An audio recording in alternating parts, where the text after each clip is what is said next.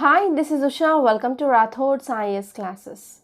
Today in this lecture, we are going to see the current affairs of 29th March 2022. So let us have a brief introduction regarding the topics first. So first topic is regarding Bimstec. So in yesterday's lecture, I mainly focused on one article regarding this Bimstec, and I asked her to give me some details regarding what is this Bimstec and which countries are the members of this Bimstec, right? So actually there is one article which appeared in today's newspaper regarding this Bimstec. So this is very important from your international relations. And next topic is regarding this Iran's nuclear deal, otherwise called as Joint Comprehensive Plan of Action. Yesterday's lecture we also discussed this, and there is one editorial which appeared. We are going to discuss that. And next topic, it is regarding coral bleaching. So in text and context, there are three articles which came and they are very important. First one is regarding coral bleaching, and second one is presence of microplastics. Microplastics that is present. Normally we know that in our environment we are having this microplastic, and recent study which mainly found that this microplastic are seen even in the human blood. And next topic is regarding Startup India initiative. So we are focusing on what are the challenges of this Startup India initiative. And next topic is regarding one important criminal code bill which mainly introduced. Okay, so this topic is important from your polity. So these are some articles that we are going to discuss. So apart from that, we are also going to see the newspaper PDF at last, and I will be saying you some other articles which are relevant from our UPSC point of view at last. So watch this lecture till the last. So quote here is, you can't cross the sea merely by standing and staring at the water. Okay, so if you want to cross the sea, if you're standing on the shore or the beach, and if you're seeing means how can you cross the sea? So mere staring, that is looking. Okay, mere staring means looking or standing in the beach, you can't cross the water. You have to take some steps. So seeing of this vast syllabus, if you see the syllabus, you are not going to clear this UPSC, right? You have to start and you have to read, you have to make the notes, you have to practice the test, then only you can go into clear this UPSC. Okay, and this quote you can use in your case studies of ethics and even in your essay, right? So now let us try to see first topic. It is regarding Bimstec. So this topic which is mainly talking about what are the challenges that are Bimstec mainly focusing, and we are going to know about what is this Bimstec and in which areas it is mainly focusing and what is the way forward. So this topic is extremely important from your international relations, which mainly comes under GS paper 2. So actually this Bimstec is important from both your prelims and as well as mains. In mains you can get what are the challenges, so what is the way forward, like that. But in prelims you can get a questions like some basic facts regarding this Bimstec, like which are the following or the members of this Bimstec, like that. So now let us try to see important details which are important from your both prelims and mains. So first of all, let us try to understand why this Bimstec is in news. So in yesterday's lecture, I also showed you one article regarding this Bimstec, and I said this is very important, right? So actually, because of this geopolitical tensions that are happening due to this Russia-Ukraine crisis, so now here Bay of Bengal, okay, Bay of Bengal Initiative for Multi-Sectoral Technical and Economic Cooperation, that is simply our Bimstec. So that is going to attend summit meeting of regional organization, and this meeting which is mainly held on a virtual mode, and this meeting which is mainly hosted by Sri Lanka. So currently Sri Lanka which is sharing this Bimstec, so it is mainly going to host this summit, and this summit it is through online mode or virtual mode. So if you are talking about some facts regarding this Bimstec, so actually this Bimstec was found in year 1997, and it is a 7-member regional organization. So mainly includes India, Bangladesh, Sri Lanka, Myanmar, Nepal, Bhutan, okay, and even Thailand. So these are the 7 members: India, Sri Lanka, Bangladesh, Myanmar, Thailand, Nepal, and Bhutan. So actually they mainly focus on 4 important pillars in this organization. So they mainly focus on trade related things, transport and communication, energy purpose, tourism, technology, fisheries, agriculture, public health, poverty alleviation, counter-terrorism, transnational crime, environment related things, and disaster management. And even they will be focusing on people to people contact, cultural cooperation, and climate change. So these are the 14 important pillars of this Bimstec. So in this upcoming upcoming summit in this Bimstec, they are mainly not only going to deal with generalized statements, but they are also going to take some steps to address critical challenges you are facing in this region. Okay, they are not only focusing on these pillars, but they will be also focusing on some critical challenges they are mainly facing. So participants in this Bimstec, they mainly going to focus some areas like environmental protection, scientific research, and they want to curtail illegal reporting and unregulated fishing. Okay, unregulated fishing, and they will be going to come up with some standard operating procedures such that they can control these fishing vessels. Okay, they will also help to address some issues regarding this illegal fishing. For example, one country fishermen, they will be crossing this international line, right, international boundary, such that they will be coming under the jurisdiction of another country, and this country's policemen or navy, they will be catching them, right. So this is the issues which are mainly seen between, for example, India and Pakistan, India and Sri Lanka. To address those issues, there is a need of standard operating procedures. So if you're talking about this Bay of Bengal region, which is one of the very rich marine ecosystem that we can see. So if you're talking about potential of this Bay of Bengal, it is a home to a large network of beautiful, and we can see there will be fragile estuaries are present, and we can see mangrove forests are present, and these mangrove forests, they extend around 15,000 kilometers, and we can also see coral reefs in this region, and it will be like around 8,500 square kilometers, and we can also see gas meadows are there, and we can also see mass nesting sites, especially in this Bay of Bengal. We study, or I think in Sunday's lecture we studied about these rookeries, Rushikulia, etc. Right? So in this way, we can see here this is a home for large variety of network, and we can see fragile estuaries, and we can see mangrove forest, we can see coral reefs, sea grass meadows, and this area which is also a mass nesting site for this olive ridley turtles. So if you're talking about some important threats in this Bay of Bengal, we are mainly seeing that there is annual loss of mangrove areas. It is like 0.4 to 1.7% of loss of this mangroves that is mainly seen, and we are also seeing there is loss of this coral reefs, that is about 0.7% loss of this coral reefs that is mainly seen. And even because of this melting of glaciers, that led to increasing of this sea level rise. For example, let us take, this is India. Here we have Himalayas towards north, and because of this rising of global temperature, the melting of this Himalayas, which is mainly happening. So there are many reports says that there is increasing of these glacial lakes as well.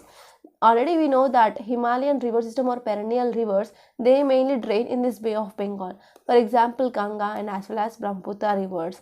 So because of this increasing of melting of these glaciers, that is leading to this increasing of sea level rise. But what is the rate? The rate here is 0.5 meters in the next 5 years. Okay, the predicted sea level will be like 0.5 meters in this next 50 years. And in this Bay of Bengal region, we can also see there is increasing of the cyclonic storms as well. And not only this, Bay of Bengal, it is one of the important source of natural resources for coastal population, and the coastal population, it will be about 185 million people.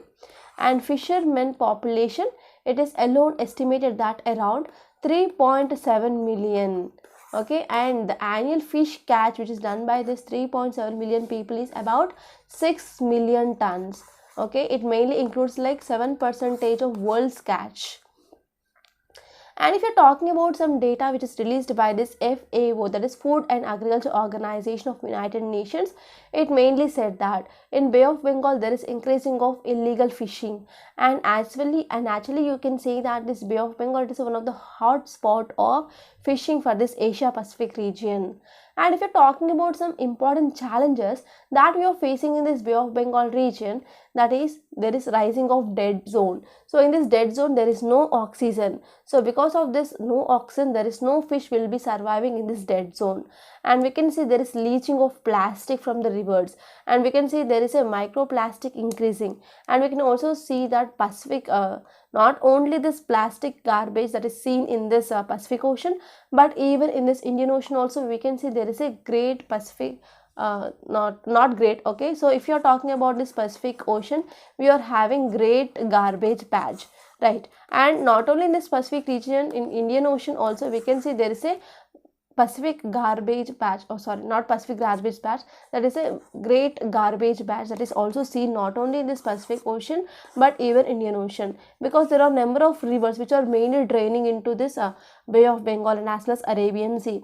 So whenever the rivers are moving, then they will be having capability to carry some plastic, right, some debris, so that will be deposited. And actually you know that in these oceans we will be having movement of ocean currents, so we will be having warm currents and as well as cold currents, and in between we can see gyre will be there. So in this gyre region we can see this plastic will be accumulated, and we can see plastic garbage patch not only in this Pacific Ocean but even in the Indian Ocean as well. And if you see, some more important challenges that we are seeing here is there is destruction of natural habitat as well, and we can see there are incidents of increasing of floods are also seeing, and there is a damage of mangroves and sea erosion. Whenever there is damage of mangroves is happening, so these mangroves which are mainly acting as stabilizers, but whenever there is no stabilizers, means what happened, that will leads to the erosion of our coast. And we can also see there is increasing of this population pressure as well, and there is increasing of industrial growth. So because of this increasing of industrial growth, what are the waste that is generated from these industries, that will be discharged into this rivers, and finally that rivers will be drained into the seas. Okay, so these are some important challenges that we are facing in this Bay of Bengal. And not only these challenges, but we can also see some challenges like terrorism and as well as piracy, tension between the countries regarding arresting of fishermen. Okay, so these are some important challenges. So in this context, we need to have a proper standard operating procedure made to deal with these challenges. So why there is a need of regional interaction between these countries? So actually you know that Bay of Bengal, which is having a good amount of resources, so that will be helpful for blue economy. So in this context, here this Bay of Bengal, which mainly provides many opportunities, especially to develop maritime trade and as well as shipping, aquaculture and as well as tourism. So here we need to go for tapping of these opportunities. So for tapping of these opportunities, we require proper coordinated, and as well as we need to have a proper consensus from this government, scientists and even other experts. So in this context here, Bimstec summit, so it must create a new regional mechanism, especially to deal with some coordination between the countries and to deal with this maritime issues and even transboundary issues regarding this fishermen. So here we need to come up with a mechanism, and this mechanism we need to come up with urgent measures. So in these measures we need to focusing on the strengthening of fisheries management, and we need to focus on promoting of sustainable fishing methods, and we need to establish some protected areas, and we need to develop some frameworks to prevent and as well as to manage pollution, and we need to focus on industrial and agricultural waste as well. So these are some important areas we need to focus. And in this context, I can say there is a very much urgent need of greater scientific research on impact of climate change on fisheries and as well as increasing of sea level rise as well. So what should be the priority area now? So here marine environmental protection, it is one of the priority area. Okay, and we need proper cooperation in this Bay of Bengal region, especially for protection of our marine environment. And we need to come up with some strengthened, and as well as we need to come up with sharing of information for the best practices as well. And we need to come up with regional protocols. So these regional protocols, they need to be developed, and we need to come up with some guidelines and standards on pollution control as well. And we need to come up with decision making. So that decision making must be based on science, and that should be reliable. We need to have proper reliable data, information sharing, and we need to have a proper tools as well. So in this context, here author says that for all these things, we need to have a regional frameworks and as well as data collection. So we need to curtail unsustainable illegal fishing in this region.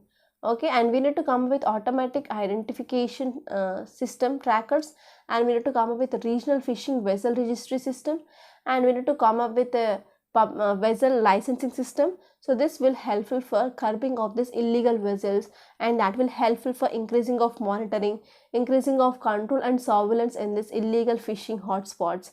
Okay, so this is about this topic. And now let us try to see next topic, that is regarding this Iran's nuclear deal or joint comprehensive plan of action. So this topic, it is also important from your international relations, which mainly comes under GS paper 2. And this topic, it is also important from your both prelims and mains. So from prelims you can get some basic questions or basic statements regarding this, what is this JCPOA and which are the members came up with this Iran's nuclear deal, like that. In the mains you have to know about what will be the significance for India. That will be very important, and we are going to discuss this topic from our UPSC point of view. So if you see context, if you see why it is in news, very recently diplomats from Iran and as well as world's power, they convened in Vienna, Austria, and they want to seek to come up with a revival of this in Iran's nuclear deal. Okay, so recently in the Vienna, so this Iran and world powers, they mainly came up and they want to revive this Iran's nuclear deal. So actually this Iran's nuclear deal, which came up in year 2015, and this deal was signed by Barack Obama, okay, US president, the then US president. And later on what happened, Trump came into administration, and Trump, he dismantled, or he came out, that is US came out unilaterally from this Iran's nuclear deal in year 2018. And now US, it want to rejoin after Biden came into administration. So US said that it want to rejoin this agreement if and if only Iran, which mainly complies with these terms of this original deal. Okay, so this original deal, which mainly talks about issues regarding ballistic missile stockpiles and as well as proxy conflicts, etc. So if we are talking about some facts regarding this Iran's nuclear deal, so you need to know the facts. So actually this deal, it is also called as Joint Comprehensive Plan of Action, that is JCPOA in short. And actually this agreement, which is between Iran plus P5 countries, that is powerful 5 countries, plus Germany. So these P5 countries includes China, France, Russia, US and UK. So these are 5 P5 countries along with Iran and Germany. So they came up with this JCPOA. So what is the agreement here? So what are the things which are mainly present in this deal? So this deal, which is mainly focusing to store regarding the stores of centrifuge, and it is mainly focusing on enriched uranium, heavy water. So these are all the key components of the nuclear weapons. And Iran mainly agreed to implement the protocol, and Iran also said that it will also allow inspectors from this IAEA, that is International Atomic Energy Agency, and they will be assessing these nuclear sites, and they will be ensuring this Iran, okay, they will ensure that Iran would not develop here nuclear weapons in secret. So this is the terms and conditions which is mainly accepted by Iran.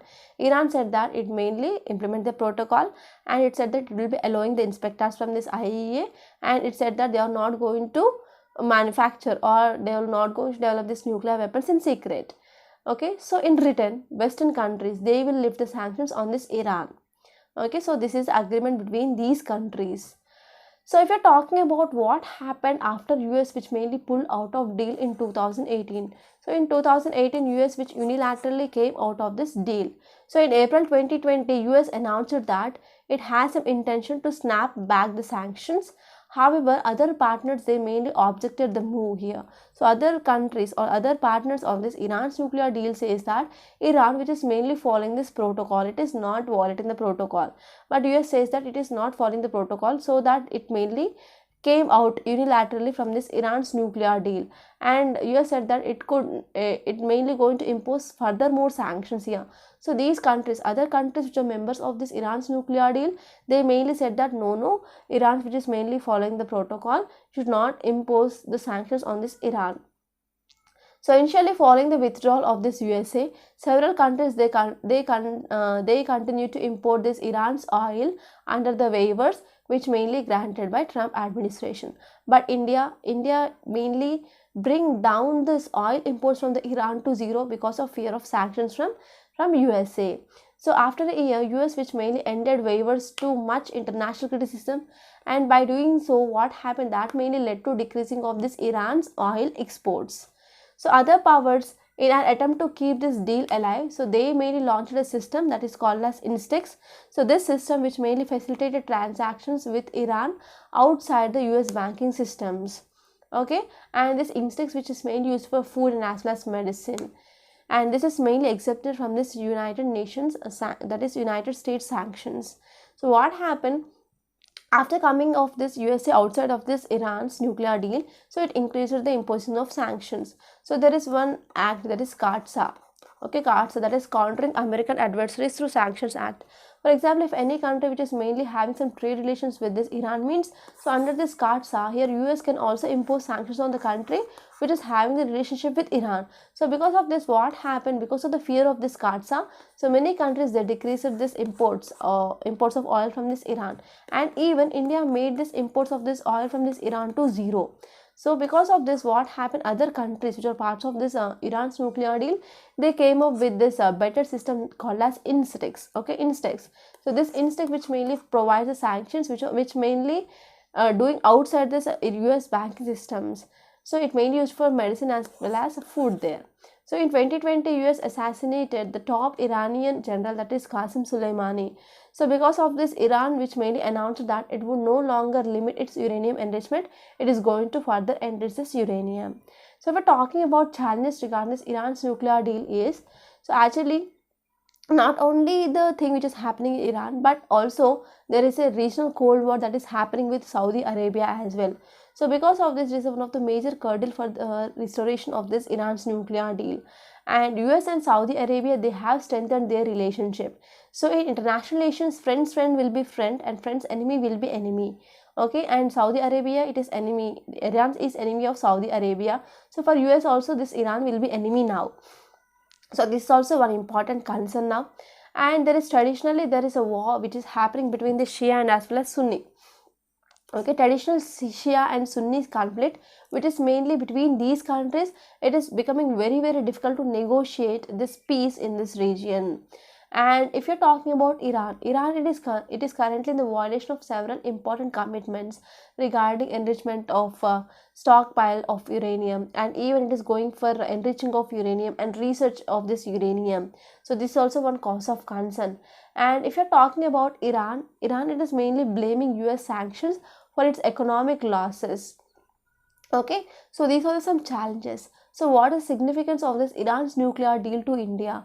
So first of all, it will be helpful for boosting of our regional connectivity, because whenever there is a removal of the sanctions on this Iran means, so India can go there and India can revive this Chabahar port development and as well as Bandar Abbas port, that will be helpful for regional connectivity. So this Iran Chabahar port, it is one of the important port, because we do not have proper access for this Gwadar port in this Pakistan to reach this Afghanistan, and Pakistan will not allow us to even use the airspace. So because of this, we are mainly using this Chabahar port, which is present in Iran, mainly to reach this Afghanistan and as well as Central Asian countries.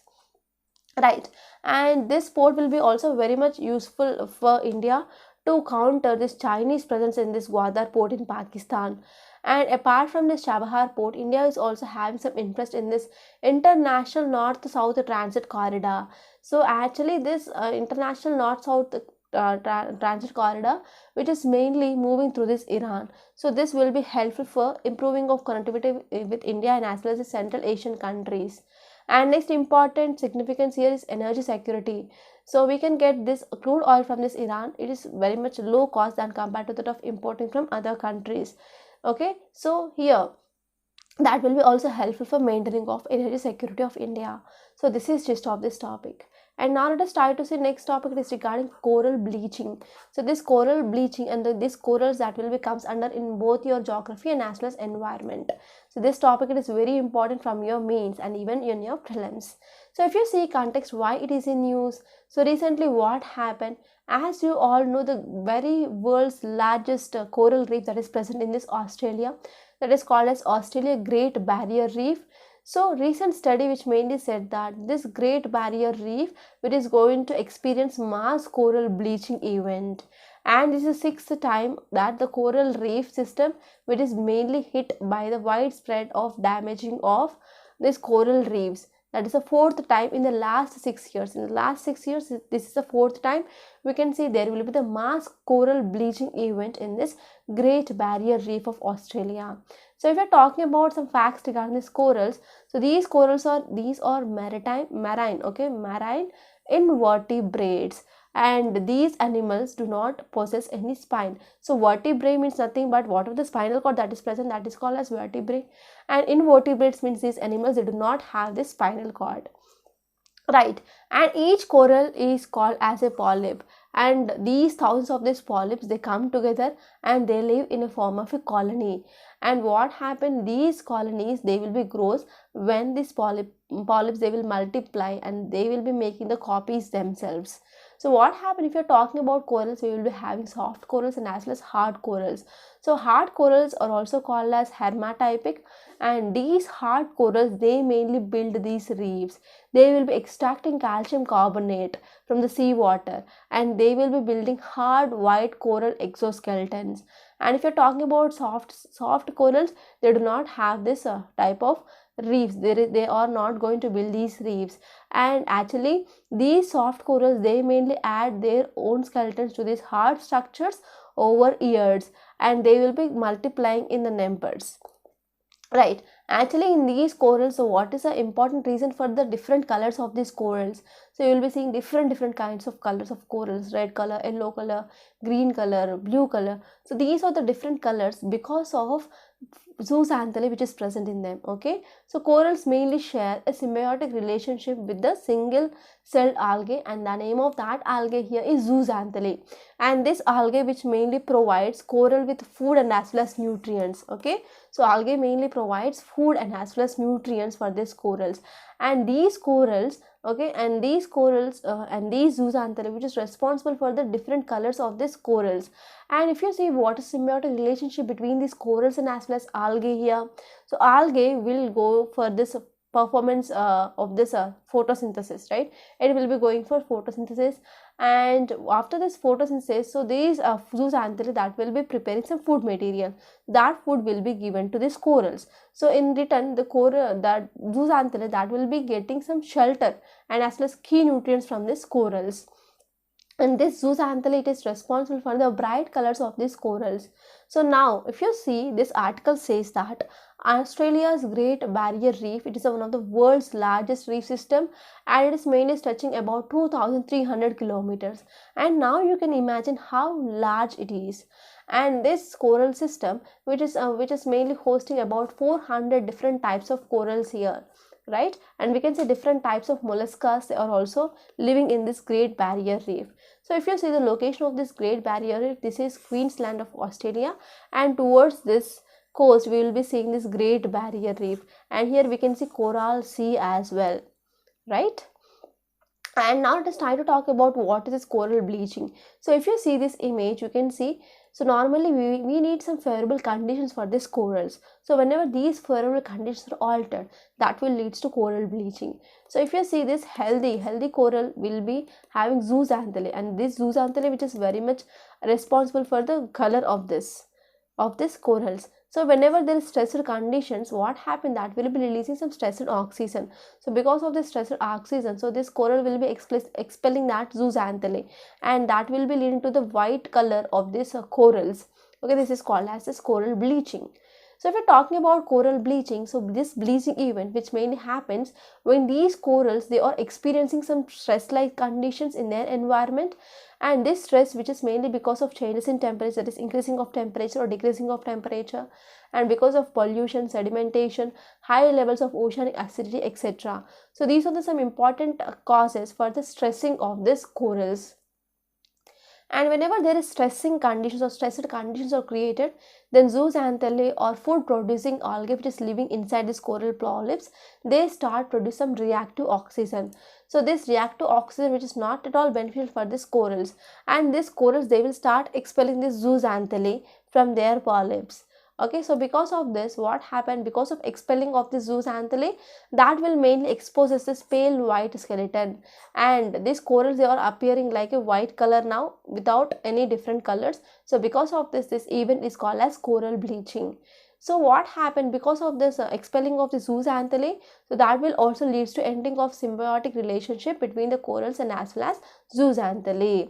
So the bleached corals, they can survive, which mainly depends upon the levels of bleaching and even recovery, which is mainly depend upon the sea temperature. So we're talking about different mass extinction of this corals. So the first mass bleaching event that mainly occurred in 1998 because of this El Nino event. So because of this El Nino event, regarding this Australia, there will be increasing of sea level temperature. So because of increasing of sea level temperature, it is not favorable for these corals. And next one is second event that happened in 2002.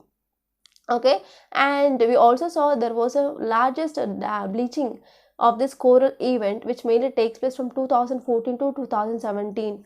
Actually, this bleaching, which mainly started with the reefs in Guam in the western Pacific region, and later it mainly get affected north and as well as South Pacific and as well as even in the Indian Ocean region.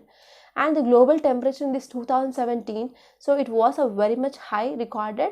So at that time, that led to the stress events of this stressing conditions for these corals, and that led to the mass coral bleaching events.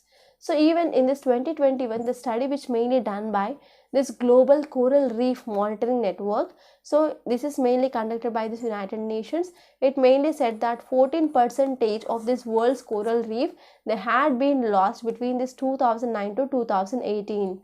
Okay, so if you're talking about why this coral reef bleaching is one important cause of concern, so why it is a great matter for us, because actually you know that, so this coral reefs which mainly support for marine biodiversity, so it will be accounting about 25% of marine biodiversity. For example, it mainly includes fishes, it mainly includes turtle, oysters, etc. Right, and this marine life which mainly supported by this roof further fuels the global fishing industries as well. And even we can see giant whales, they are also depend on this reef to alive. Okay, and not only this, these reefs, they also generate some income like $2.7 trillion in annual economic value of goods and service trade and tourism as well. So we're talking about even in this COVID-19 time, Australia's Great Barrier Reef in this pre-COVID-19 times, that made generated $4.6 billion annually. Right, so because of this coral reefs are very important, and we need to save these coral reefs. So now let us try to talk about next topic. It is regarding detecting of microplastic in human blood. Okay, so this is talking about microplastic. So what happened? So already we know that we are studying many articles regarding microplastic, that is increasing concentration of microplastic even in river Ganga and as well as Yamuna. And we can see because of this plastic garbage patches in Indian Ocean as well as Pacific Ocean, we are seeing there is increasing of microplastic concentration even in the sea water as well. So now we can see in our environment, in our oceans, there is increasing of this microplastic concentration. But now recent study which is mainly done by Netherlands, they found that even microplastic which is present in the human blood as well. And this study which is mainly found that PET, polyethylene tetrathalate, which is mainly seen in the human blood, and the size of this this microplastic which is less than 700 nanometers, and this is really small, and it remains to be seen if there is a danger of such particles crossing the blood cell walls affecting the organs. So now we need to know about, we need to do some research whether this microplastic that is mainly crossing the blood cell walls, and whether it is entering into the organs, or whether it is deposited in organs or not.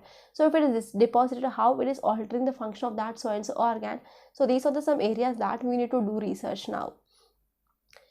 So we're talking about microplastic. What are these microplastic? So this microplastic are nothing but these are the small bits of the various type of the plastic that is mainly found in environment. For example, today I ate one biscuit, okay, that from the biscuit packet, and I thrown that biscuit packet outside. So what happened after some time, some days, there will be increasing of temperature because of rainfall and because of some actions of some other important things which are present in the soil. Then what happened, that plastic cover of that biscuit packet will be made into different small pieces. So what happened, further division of this pieces of this plastic paper, that will be into formation of this microplastic. Right, so we're talking about macroplastic, they includes like bottles, bags of plastic that we are using now. So if we're talking about this study which mainly found that most commonly plastic polymers like polyethylene terephthalate, and as well as polyethylene, polymers of styrene, and as well as methyl acrylate and polypropylene. So they are mainly found in the blood, right? And now, as of now, it is not clear that whether they will be crossing these cells and whether they will be entering into organs or whether it is depositing organs or not. So there is nothing like the clear information, so we need to do some research regarding this. So here in this way, here if you see, these are the red color will be the blood cells, and this blue color that you can see is a microplastic that is mainly found. And if you're talking about some facts regarding this microplastic, so tiny particles of plastic which is measuring less than 5 mm in diameter, they are called as microplastic, right? And they are one of the major pollutants of land and as well as ocean. So if you're talking about impacts of this microplastic, we will be having several negative impacts or adverse effects of this microplastic in our environment. First, let us try to talk about oceans. So what happened, microplastic that is mainly seen in ocean because of this plastic garbage patches. So like what happened, so this microplastic which is mainly mainly settled down, and as you all know, according to this IUCN data, at least 8 million tons of plastic which is mainly ended up in the oceans every year, and it will make about 80% of this marine debris from surface water to the deep water sediments. And even as per the data by this United Nations Environment Program, that is UNEP, it mainly says that last 4 decades the concentration of these particles which mainly appearing increasing significantly in the surface of the oceans as well, and it will be having some negative impact on the marine organisms, for example fish, crabs, prawns that we are mainly consuming. So because of this bioaccumulation that we can see in this food chain. And if you're talking about land, microplastics are some major pollutants that is seen on the land. They mainly leach in the water bodies such as rivers, lakes, etc. here. And even because of this microplastic, agriculture productivity is also affected, plant health is also affected. And regarding the humans, now recent study says that in our blood we have this microplastics, right? So this is about this topic. So now let us try to see some more important articles. The next one here is the Startup India's initiative. So here we need to understand what are the challenges of the Startup India initiative, which is mainly focused in this article. So this article will be important regarding the schemes and the programs of government, which mainly comes under GS paper 2. So this topic is also important from our governance point of view, and you can expect both prelims and as well as mains related questions from this topic for sure. So if we're talking about context, why it is in news. So recently, Minister for Commerce and Industry, he mainly stated that this Startup India portal, which had more than 65,000 startups which mainly registered, and out of this about 40 attained this unicorn status as well. So in news we can see this unicorn which is seen highly, right? So you need to know what is this unicorn. Unicorn, it is nothing but it is like a private owned startup company, and if you're talking about outturn or turnout of this company, it will be like $1 billion. Okay, so this is called as unicorn. So we're talking about what are the challenges which are mainly facing by the Startup India. So there is lack of financing. So there is no proper availability of sufficient finances, okay, for the setting up of these startups. And next one is there is no proper infrastructure like incubators, science and technology parks that will play an important role. And next one is there is also regulatory bottlenecks that we can see. There is a need of number of permission which is required from the government agencies to set up a small business. And next one is compliance. So bureaucratic inefficiencies, they are the major challenges for this startup companies. And next one is lower success. So several startups, they have failed to capture the fundamentals of this business, and there is lack of business innovation. So Indian startups, they are still behind when it comes to innovate the models. So there is no proper innovation that is seen in the startups, and there is non-competitive Indian market. So most of the startups, they mainly serve only the fraction of Indians who mainly live in urban India, but they are not coming up in these rural areas. And there is also increasing of digital divide. So majority of Indians, they mainly live in the rural areas, and even some small towns, they remain untouched by the most of the startups. And this one is behavioral changes. So including some changes is very much costly for new businesses, okay, and actually there is no proper change in the consumer behavior which mainly affects the startup both positively and as well as negatively. And next one is consumption of services. So it appears that corporations and as well as valuation experts, they assume that exponential demand growth over this longer period may be the overestimation regarding the startups. So I want to give you one main question regarding the startups.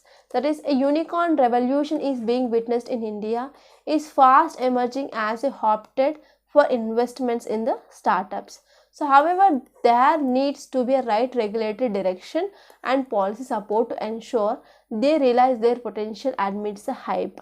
Examine. So try to write the answer for this mains question. So next topic, it is regarding one important bill, that is criminal procedure bill.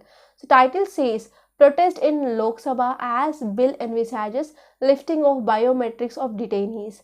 So this article, it is very important from your polity point of view, and you can expect a prelims based question from this topic.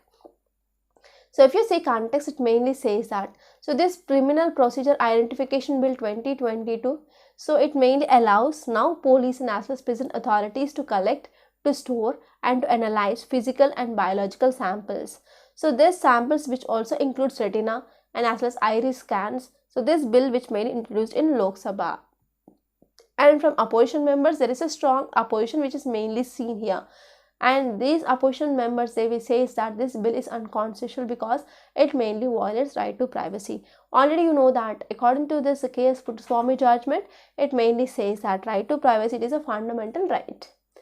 Right. If you see some details, so this bill also seeks to apply these provisions to person who held under even preventive detention law as well. So this is also one cause of concern.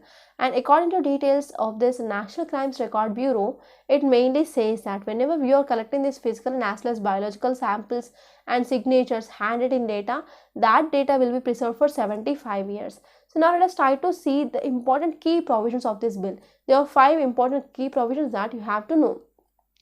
So first one is, so this bill which mainly repeals this Prisons Act of 1920, which is limited to collecting fingerprint and as well as footprint impressions. So under this Prisons Act, they can only collect only the fingerprint and as well as footprint. And this bill which is mainly going to replace this. And this new bill which allows the police to take measurements of all convicts and even other detained persons to preserve records. And this will be helpful for the purpose of identification in the future. And as per this new provisions or the new provisions of this bill, so the person who is detained, convicted or arrested under this preventive detection law, also they need to provide the measurements. And next one is, they will also collect some biological data regarding iris scan and as well as retina scan, photograph, fingerprints and as well as palm print impressions and footprint impressions, physical biological samples, and even they can go for their analysis. And next one is, so this bill also allow the police to collect their behavioral attributes, for example signatures, handwriting, etc. That will be helpful for further identification, and this data which will be stored for 75 years. So these are some important articles that appeared in today's newspaper. Now let us try to see yesterday's questions. So first one, it is regarding round table conference. So Gandhiji represented Congress in the first and second round table, but he represented only in second round table conference but not first. So this first statement is incorrect. And next one is princely states were represented by their own representatives. Yes, this statement is correct.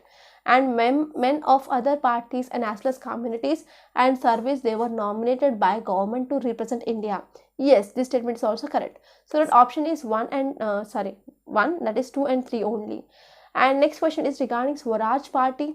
So C.R. Das and Motilal Nehru were leaders of this Swaraj Party. Yes. And Swaraj, they wanted constructive program to be coupled with a political program of council entry. Yes, this statement is also correct. And next one is the special Congress session in 1923, which mainly held at Delhi, allowed the Swarajas to contest elections. Yes, so all these statements are correct. So correct option will be all the above.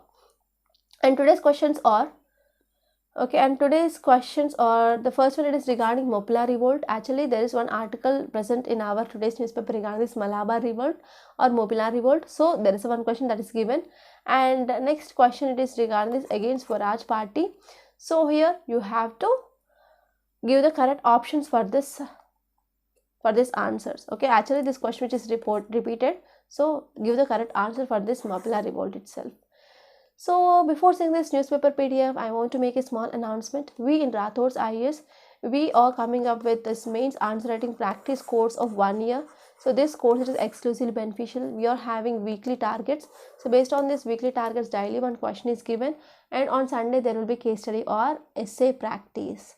So apart from that, there will be evaluation of your answers, and we provide you one-to-one mentorship and even model answer for your questions. So this course is absolutely important to improve your answer writing skills. Without proper answer writing skills, you cannot clear UPSC for sure.